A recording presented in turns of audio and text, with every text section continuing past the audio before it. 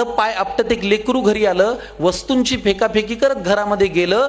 तिने सांजेची वेळ, रात्र झाली नव्हती, आई अशीच देवासमोर दिवा लावित होती. जगासमोर जे चालत नव्हतं ते घरामध्ये मध्ये मात्र चाललं.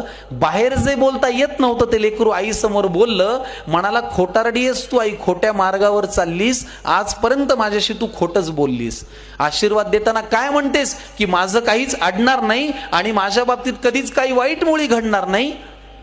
आईपासून काय लपतंय तिच्या लक्षात आलं. तिने बाळाला घोटभर पाणी प्यायला दिलं. हुंदक्यांमधून वाट काढत पाणी पोटात गेलं. आई म्हणाली, आता सांग तुला काय झालं. तो म्हणाला, लोक आई विचित्र झालेत फार, सतत सगळे माझ्यावरती खाऊन असतात खार. त्यांच्या त्या अशांत अस्वस्थ नजरा मला कळतात, जाणवतं मला माझ्यावरती ते खूप खूप जळतात. बरं, माझ्याविषयी माझ्या माघारी बोलतात लोकांजवळ, मी पुढे जातोय ना माझा माझा, का पोटात यांच्या कळ. बरं, वाईट याचं वाटतं की या वाईट लोकांचा एक संघ झालाय आणि मी वाईट वागत नसून यांनी मला बाजूला केलाय.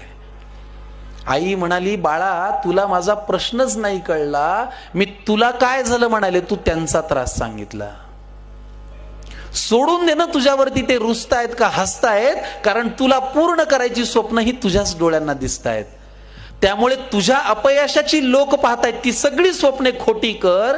तुझ्या अपयशाची लोक पाहतायत ती सगळी स्वप्ने खोटी कर. दुसऱ्यांची रेघ पुसण्यापेक्षा तू स्वतःची मोठी कर.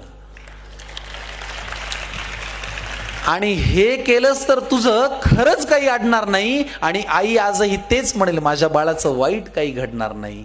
आईच्या तोंडी देवाचा साक्षात्कार घडला आणि तिने लावलेल्या दिव्याचा लख्ख प्रकाश पडला. तिने लावलेल्या दिव्याचा लख्ख प्रकाश पडला. तर